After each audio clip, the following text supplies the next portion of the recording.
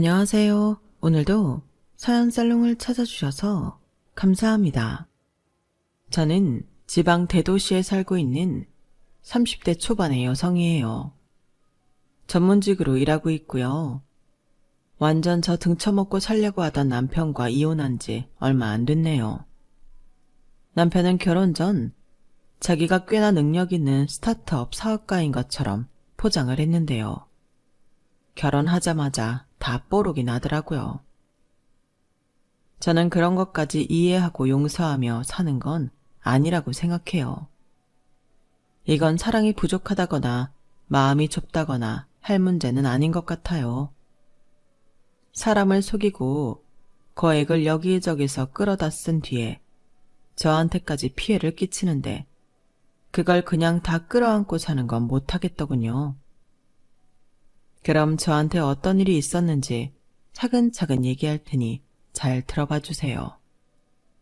앞서 말씀드렸듯이 저는 전문직종 일을 하는 데다 연차도 좀 있어서 꽤 대우를 받으며 일을 하고 있어요. 정확히 이 일이다 라고 말씀드리기는 어렵지만 디자인 계열 쪽이라는 것만 밝혀둘게요. 이 바닥도 워낙 좁아서 누가 알면 좀 그렇거든요.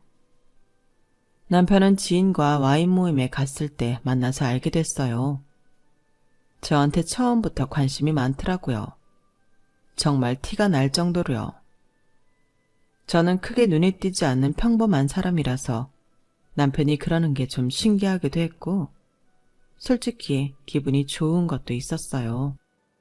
그때만 해도 남편이 직진남이고 남 속일 줄 모른다고 생각해서 꽤 좋게 봤어요. 저한테 다가오는 모습이 그랬거든요. 그래서 한 번, 두 번 만나다 보니 사귀는 사이가 되었네요. 솔직히 결혼 결정이 성급하기는 했던 것 같아요. 사귀고 6개월도 안 돼서 결혼하자는 말이 나왔는데 남편이 결혼 이야기를 빨리 꺼낸 이유가 자기가 사업하느라 바쁘니까 시간이 있을 때 하면 좋겠다는 거였어요. 무엇보다 저는 남편이 그렇게 바쁘다면서도 저희 부모님 생신까지 챙기려고 하는 걸 보고 결혼 결정을 했어요. 물론 좀 이른감이 있다고 생각은 했죠. 엄마도 남편이 저를 많이 좋아한다고 생각했고요. 예, 남자가 마음에 없는 여자한테 이러는 줄 아니? 절대 아니다. 그만큼 너를 좋아하니까 나나 네 아빠한테도 잘 하려고 하는 거야. 나는 유진이 너만 결혼하고 싶으면 반대할 생각 없어. 아빠는 네가 좀 아깝다고 생각하시더라. 사업이라는 게 신기루 같은 거라 어느 정도 자리 잡기 전에는 모르는 거라고.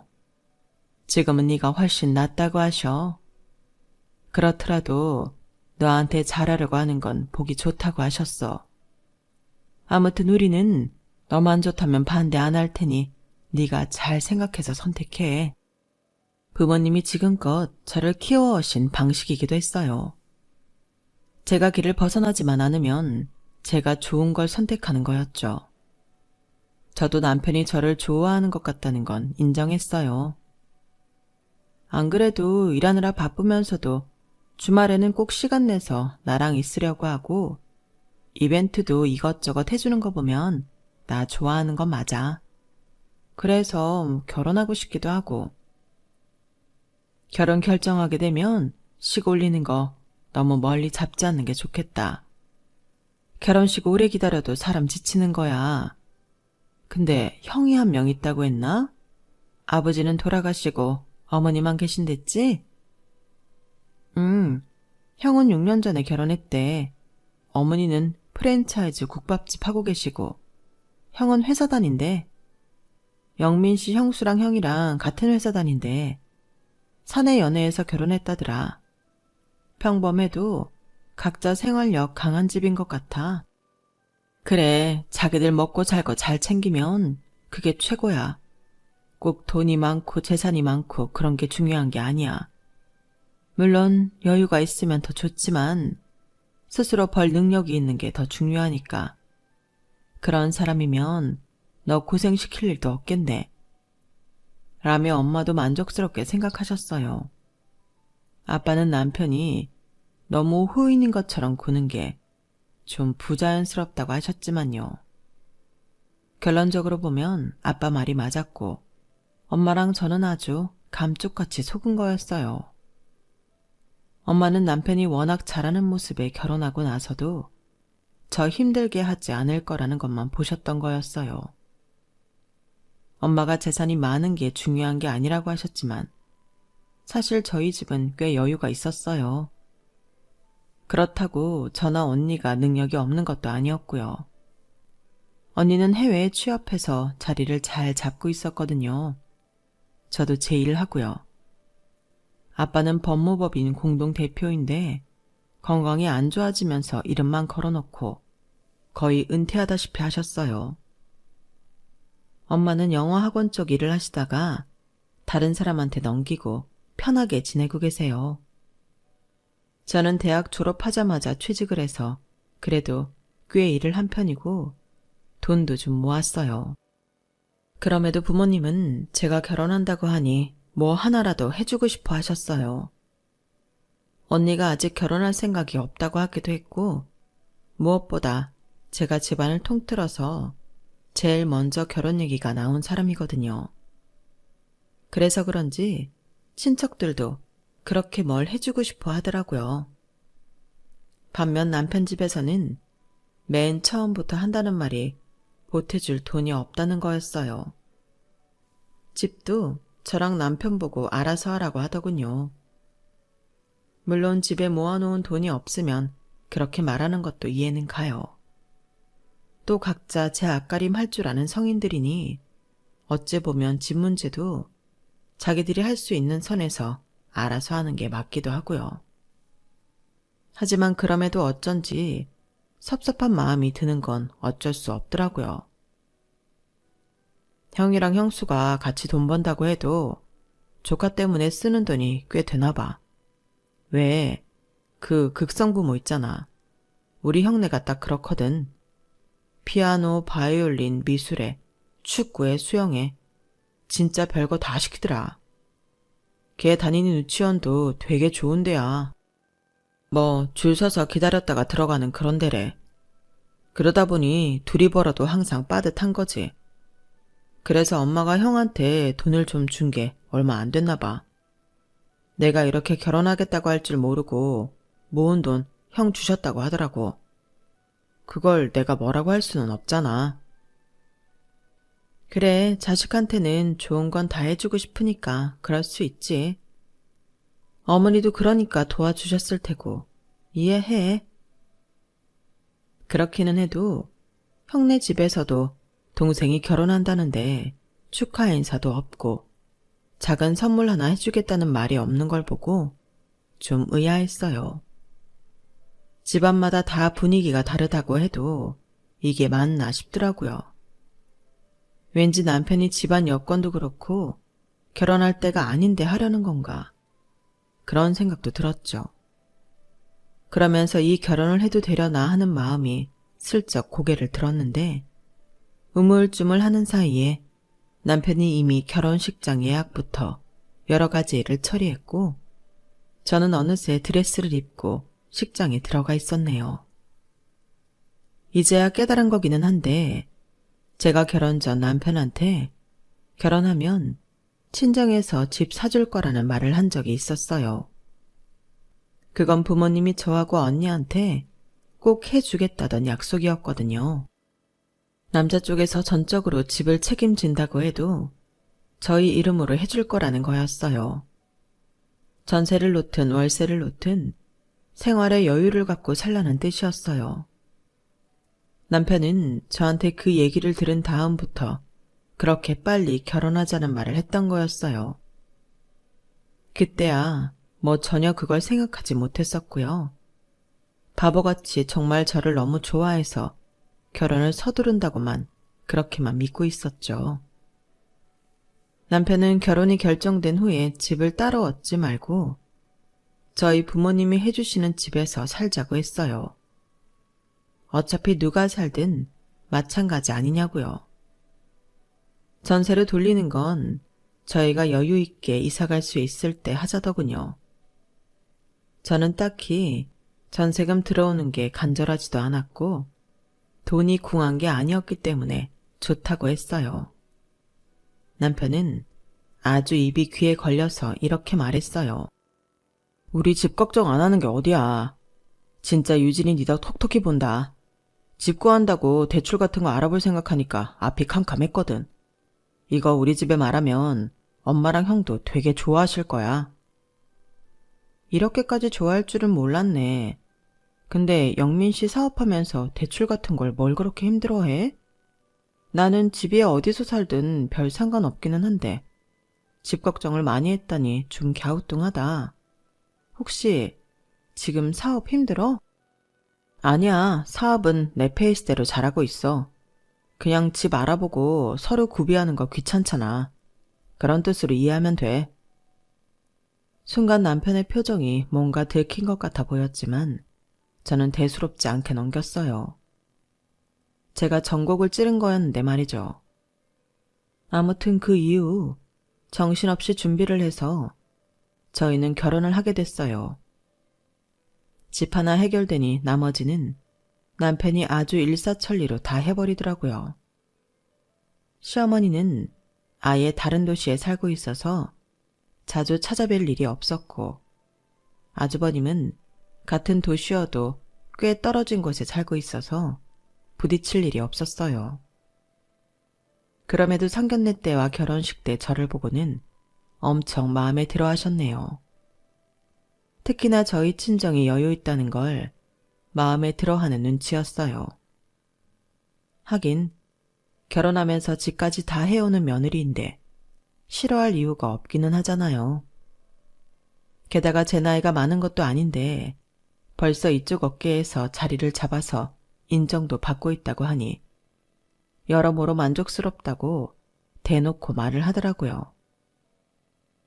시어머니는 저희 부모님 앞에서도 저를 잘 키웠다며 칭찬을 많이 했어요. 예쁘게 봐주셔서 감사해요. 우리 유진이 저희가 잘 키운다고 키웠습니다. 모쪼록 잘 부탁드려요. 아우, 당연하죠. 이렇게 똑 부러지고 능력 있는 아이를 뭐라고 할 게 있겠어요. 저는 아들만 둘이고 딸이 없어서 그런지 딸 둘인 사돈댁이 참 부럽습니다. 결국 부모 곁에는 딸이 남는다잖아요. 그래서 저는 유진이 제 딸처럼 여기고 살 거예요. 그렇게 해주시면 저희도 너무 감사하죠. 저희야말로 둘이 살 신혼집까지 사돈댁에서 해주셔서 얼마나 좋은지 모르겠어요. 사실 집 문제가 제일 크잖아요. 그게 딱 되니까 어찌나 마음이 편한지요. 정말 감사합니다. 아닙니다. 그거 원래 저희가 애들 결혼할 때 하나씩 주려고 오래전부터 생각해뒀던 거예요. 자식 결혼하는데 여유 자금을 만들어줘야 하잖아요. 그래서 저는 아파트를 주자 싶었던 겁니다. 딸들이라 애비로서 그런지 자기들 비상 자금이 있어야 한다는 생각이 강했네요. 그 정도는 해줘야죠. 라며 아빠는 신혼집을 마련하지 않고 제 아파트에 들어와서 사는 걸 애들로 불만족스럽게 표현했지만 더는 말씀하지 않으셨어요. 남편 집에서도 더 해주고 싶은 거 못하는 걸 수도 있으니 그 정도로만 한다고 하시더라고요. 상견례 때 아주버님 내외는 아이를 잠깐 도우미한테 맡기고 나왔다고 했고요. 여러모로 스무스하게 잘 흘러간 인사짤이라고. 그리고 결혼이었어요. 그런데 결혼 전 시어머니한테 좀 섭섭한 게 있었는데 결혼 폐물 세트 하나만큼은 제 마음에 드는 걸로 해주시겠다고 큰소리 치시더니 막상 제가 원하는 브랜드 걸 고르니까 아주 곤란해 하시더라고요. 예, 그런 거는 괜히 값만 비싼 거 아니냐? 굳이 백화점에 삐까 번쩍하게 매장 있는 데서 해야겠어?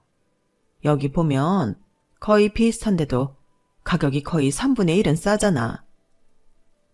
어머니, 그래도 디자인도 그렇고 나중에 에이스 같은 것도 다른 거예요. 무엇보다 이런 줄이나 귀걸이 침 같은 거 마무리도 이 브랜드 걸 따라갈 수 없잖아요. 너 은근히 허영이 있구나. 돈 좀 이씨산 애들이 그렇기는 하다만 나는 더 싸게 살 수 있는 걸 왜 돈 더 주고 사는 건지는 이해를 못하겠다. 나는 돈 이것밖에는 못 주겠어. 그럼 그만큼만 돈 주세요. 나머지는 제가 보태서 원하는 거 살게요. 그래도 결혼할 때 한 번 받는 폐물 세트인데 제 마음에 드는 걸로 하고 싶어요. 그래라 그럼. 근데 네 고집도 참 어지간하다. 웬만하면 어른이 해준다는 거 받는 게 예의 아니니? 참. 저를 딸처럼 여기며 예뻐해주겠다고 하신 지 얼마 되지 않아서 바로 눈앞에서 빈정거리기나 하니 저도 참 당황스럽기는 하더라고요. 진짜 딸처럼 여길 수 없다는 건 저도 알아요. 그래도 조금 마음에 안 맞는다고 이렇게까지 바로 태세 전환해서 저더러 허영이 있다느니 예의가 어떻다느니 그런 말을 할 줄은 몰랐어요. 그래도 시어머니는 제가 집이 있다는 것 때문인지 다른 걸 무리하게 요구하지는 않았어요. 그런데 결혼하고 집들이 하는 건 미처 집 정리가 되기도 전에 무조건 날짜 정해서 하라는 식이라 당혹스러웠죠. 제가 집 정리를 더 해야 한다고 하니 아주버님이랑 와서 돕겠다며 아예 자기가 정한 날짜에 쳐들어왔어요. 그러더니 저희 아파트를 샅샅이 훑어보면서 진짜 좋다며 연신 부러워하더군요. 아주버님은 정말 부러워하는 게 보여서 제가 형님 눈치가 보일 정도였어요. 야, 영민아, 너 진짜 재수씨 업고 살아야겠다. 내가 이런 집에서 신혼 시작했으면 평생 해달라는 대로 다 해줬을 거야. 아주버님, 무슨 그런 말씀을 하세요. 집장만만 했지 다른 거는 영민 씨도 많이 보탰어요. 아유, 아파트가 중요하죠. 이런 좋은 동네에 이런 아파트잖아요. 너무 그러니 제가 민망하기도 했지만 솔직히 남편이 아주버님 하는 말을 좀 새겨 들었으면 했어요. 결혼해서 보름도 지나지 않았지만 남편이 집안일을 등한시하는 게 보였거든요. 물론 결혼하면 다 변하고 자기 살던 습관이 나온다고는 하지만 저래가지고 무슨 사업을 하나 싶을 만큼 남편은 좀 게으르고 만사를 귀찮아했어요. 그리고 일한다고 서재에 들어가 있을 때 들여다보면 눈이 빠져라 핸드폰만 두들기고 있었고요. 남편은 그렇게 자기 본 모습을 조금씩 드러내기 시작했어요. 무엇보다 공동생활비 통장을 만들자고 하는 말에 남편은 자기는 당분간 돈이 없다고 하는 게 너무 황당했어요. 나 가전제품이니 소파니 가구니 이런 거 다 대출받아서 한 거야. 그거 갚은 것만도 지금 엄청 벅차. 안 그래도 회사 일 때문에 대출받은 것도 있어서 머리가 다 지끈거린다고.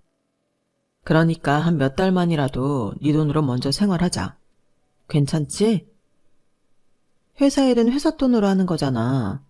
그럼 영민 씨 여윳돈 하나 없이 먼저 결혼부터 하자고 지른 거야? 그렇다고 집안 살림살이 영민 씨 혼자서 한 것도 아니잖아. 나도 절반은 보탠 거야. 이거 너무 대책이 없어 보이네? 대책이 없기는 왜 없어. 지금 사업 잘 되고 있고 목표치 수익만 달성하면 다 풀린다고. 그러니까 조금만 기다려. 네가 쓴 건 진짜 하찮을 만큼 돈 갖다 줄 테니까. 남편은 대수롭지 않은 일처럼 말하며 큰 소리를 쳤지만 저는 완전 속았다는 생각이 들었어요. 저한테는 집만 해결되면 다 될 것처럼 말하고 결혼한 건데 대출받아서 겨우 결혼식을 치르고 살림을 장만한 거잖아요. 그것도 저랑 반씩하는 건데 말이에요. 저는 자금 상황이 어떤지 지금이라도 사실대로 말하라고 했어요. 처음에는 이 핑계 저 핑계 대며 빠져나가던 남편은 제가 정말 화가 난 걸 깨닫고는 어쩔 수 없이 실토하더라고요.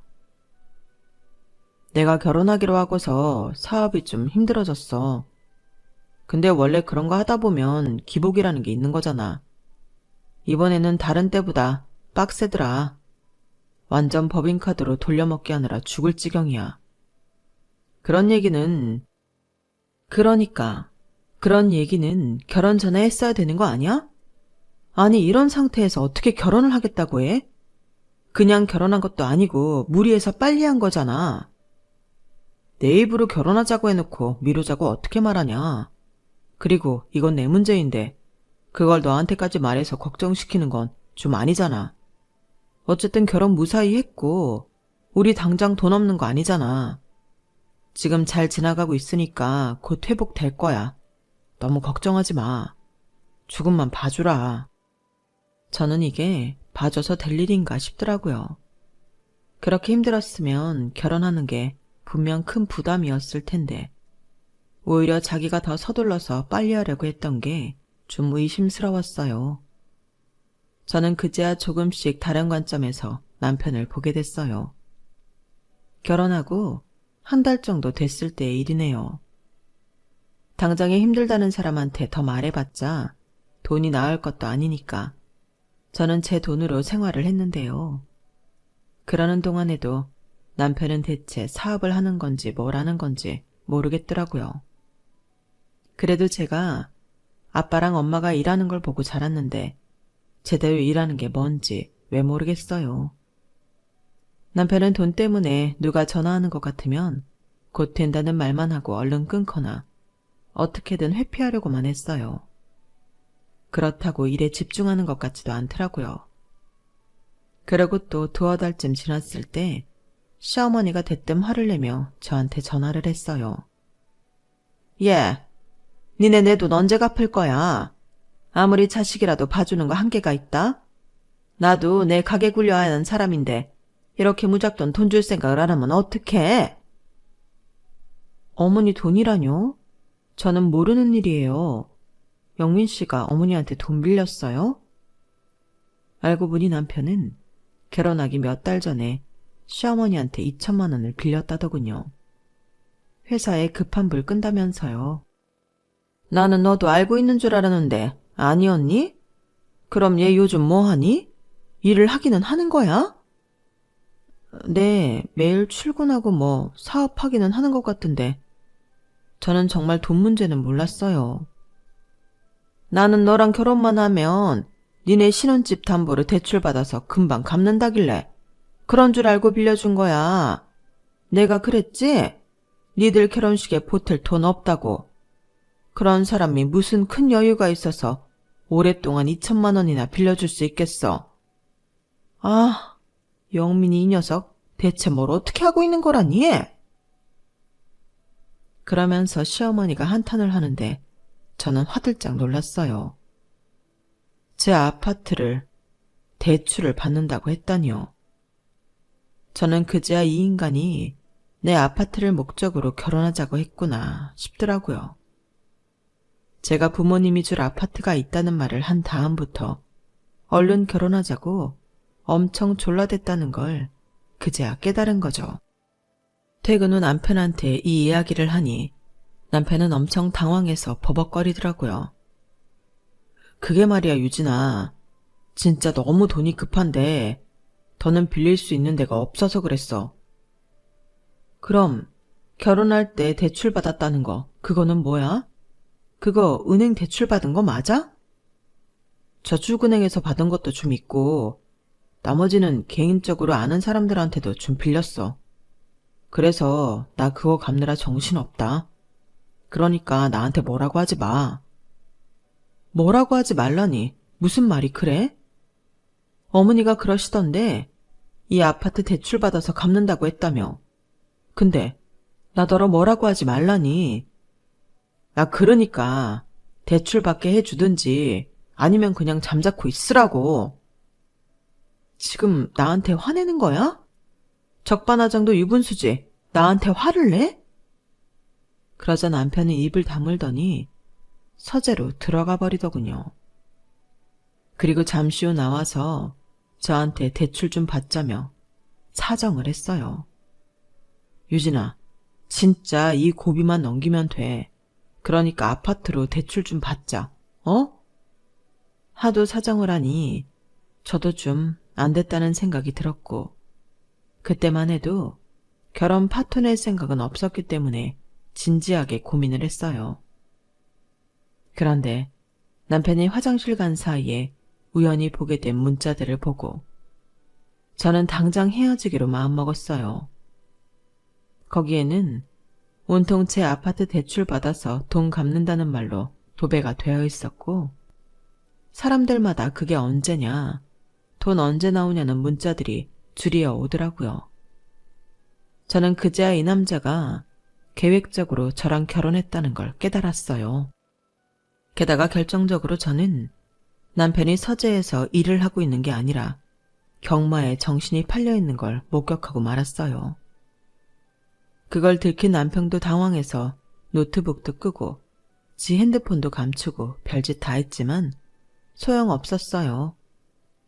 이미 경마를 본 히스토리 내역이 다 있었고 핸드폰에도 그 흔적들이 잔뜩 있었거든요. 나 완전 너한테 속은 거야. 내가 바보 맞아.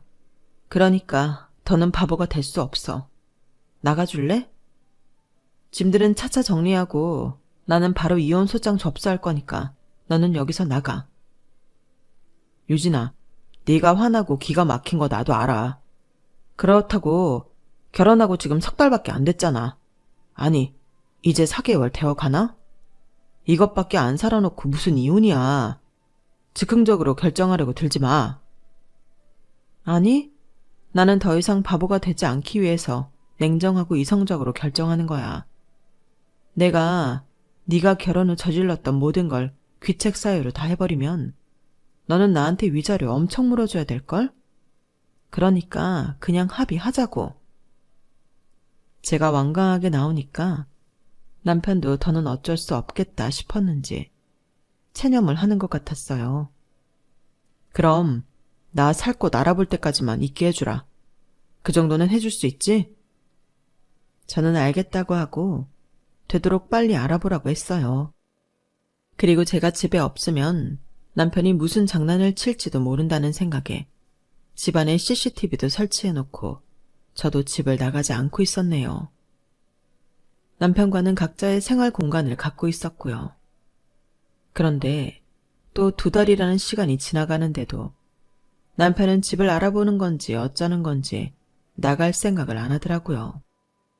저는 처음 이혼 얘기가 나왔을 때 이미 소장을 접수해 놓은 상태였고 귀책 사유에 대한 증거도 많이 모아서 변호사에게 갖다 주었어요. 한마디로 서류만 보내면 되는 상태였는데, 그래도 짧은 기간이나마 같이 산 사람에 대한 배려로 그 인간이 먼저 짐을 싸서 나가기를 기다리고 있었어요. 그런데 하루는 허둥지둥 집에 오더니 얼이 빠진 표정으로 저한테 이렇게 말하더군요. 혹시 형하고 통화했어? 형이 여기 온다고 했어? 나는 전화 받은 거 없는데 여기로 오신다고 했어? 아니, 형이 보자고 했는데 여기로 올까봐 그랬지. 내가 밖에서 만나고 올게. 뭔가 어색하게 억지 웃음을 지던 남편은 후다닥 밖으로 뛰어나가더라고요. 그러더니 2시간쯤 지나 남편은 녹초가 돼서 집으로 돌아왔어요. 표정은 아주 어둡고 안 좋았고요. 저는 무슨 일인지 별로 물어보고 싶지도 않았는데 다짜고짜 소파에 털썩 앉더니 머리를 감싸쥐고 힘들어 하더라고요. 아, 형이 자꾸 집에 온다고 해서 말리느라 엄청 힘들었네. 어쨌든 우리는 헤어지기로 한 거니까 유진이 너한테 혹시 전화가 와도 집에 오라는 말은 하지 마. 알았지? 나는 곧 나갈 건데 여기 와서 뭐 하겠어. 은근히 자기가 피해자인 양 저를 봐주듯 말을 하길래 저는 기도 안 차서 한마디 했어요. 나를 봐주기라도 하는 것처럼 말하는데 이 문제의 본질은 네가 나를 속이고 결혼했다는 거야. 내 아파트로 뭘 어떻게 해보려고 한 거잖아. 그래서 살면서 내 돈으로 대충 다 떼우고 살려고. 결혼식도 무리해서 한 거고. 그래놓고 나 때문에 형이 집에 못 오는 것처럼 말하지 마. 제가 차갑게 딱 잘라 말하자 남편은 제 눈치를 보며 더 이상 말을 하지 않았어요. 그리고 며칠이 지나서 제가 연차를 내고 변호사 사무실에 가보려고 했던 날이었어요. 그런데 대뜸 아주버님이 오더니 무작정 방들을 다 둘러보고 줄자로 여기저기 재보는 게 아니겠어요? 커튼 치수까지 일일이 말이죠. 저는 이게 다 무슨 일인가 싶어 어안이 벙벙했어요. 아주버님, 지금 뭐 하시는 거예요? 저희 집 치수는 왜 재시는데요? 재수씨야말로 엉뚱하게 그게 무슨 소리예요? 저희 이번 달 말에 여기로 이사 오잖아요. 네? 여기로 이사를 온다고요? 영민이가 말 안 했어요? 얘기 다 된 걸로 아는데? 이 자식 뭐가 어떻게 된 거야? 저기 일단 무슨 일인지 좀 얘기해 주세요. 영민이가 저한테 1억 5천만 원 빌려갔거든요. 그거 못 갚으면 이 집 들어와서 살라고 했었어요. 근데 이놈이 지금 벌써 약속 날짜 몇 번을 어겼는지 몰라요. 우리도 빠듯한 거 재수씨도 알죠? 오죽하면 그놈 결혼할 때 뭐 하나 못 해줬겠어요.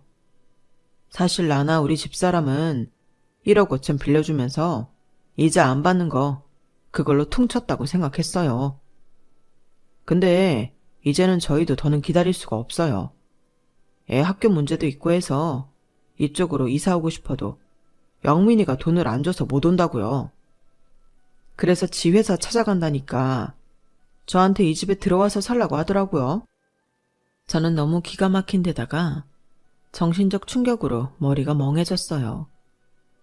재수씨, 돈 빌린 것도 모르고 있었던 모양이네요. 영민이가 다 얘기됐다고 했는데? 어쨌든 우리는 여기 와야 해요. 그렇게 알고 이번 달 말에 이사 나가세요. 아니요. 아주버님이야말로 모르는 일이 있네요. 저 이혼 소장 접수했어요. 저 인간이 제 아파트 노리고 결혼한 게 확실해서 지금 합의만 기다리는 중이었다고요. 아니, 집에서 나가기 싫은 건 알겠는데 왜 그런 거짓말을 해요? 이혼하기로 한 부부가 왜 여기서 같이 살아요? 그건 자기가 갈 데 없다고 조금만 말미를 달라고 해서 마지막 배려 차원에서 인간적으로 대하느라 봐준 거라고요. 그러니까 이 집에 못 들어오세요. 아주버님, 여기 들어오실 권리 없어요. 저희도 안 돼요. 애한테 들어가는 돈이 얼만데. 이쪽으로 지금 이사를 와야 학교도 원하는 데 갈 수 있다고요. 내가 이 집 계속 탐내니까 영민이가 그럼 여기로 들어오고 자기네가 집을 못 구하면 우리 아파트 전세로 살기로 했다고요. 아니 그건 그러니까 동생분하고 해결하시고요. 이 집은 엄연히 제 명의고요. 제가 이 집을 아주버님한테 드려야 할 이유 없어요. 지금 아주버님이라고 부르는 것도 제가 예의를 지키느라 그런 거지. 실질적으로 이제 그 사람하고 저하고 아무 관계도 아니라고요. 제 변호사하고 얘기하시겠어요? 아니, 이 집을 오로지 재수씨 이름으로만 했단 말이에요? 나는 못 믿겠는데?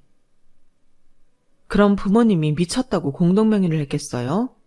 이 집은 제 비자금으로 쓰라고 해주려던 건데요. 재수씨, 이 집 비워주기 싫으면 당장 1억 5천 갚아요. 그러면 되잖아요. 이 문제는 진짜 확실히 짚고 넘어가야겠네요. 잠깐만 기다리세요. 저는 그렇게 말하고 방에 들어가서 서류를 찾아서 들고 나왔어요. 바로 아파트 등기 권리증이었어요. 그 인간이 뭐라고 말했는지 모르겠지만 이 집은 처음부터 제 단독 명의였고 지금도 그래요. 정 못 믿으시겠으면 주민센터라도 가서 알아보세요. 아니 분명 이 집 처가에서 자기랑 공동명의 해준 거라고 했는데. 그렇게 말하는 아주버님 목소리도 떨리더라고요. 그때 남편이 집에 들어왔는데 자기 형을 보더니 얼굴이 하얘져서 부들부들 떨더군요. 아주버님은 무섭게 남편을 쏘아봤고요. 금방이라도 한 대 칠 것처럼 보였어요.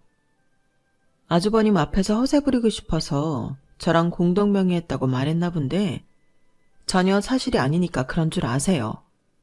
아주버님 이 집에 이사할 권리 없어요. 그러니까 제발 좀 당신 동생 데리고 이 집에서 나가주세요. 저는 그러면서 마지막으로 제 변호사와 통화까지 연결해주면서 현 상황이 어떤지 정확히 인식하게 했어요. 그제야 모든 실상을 알게 된 아주버님은 얼굴이 시뻘개져서 열받아 미치려고 하더라고요.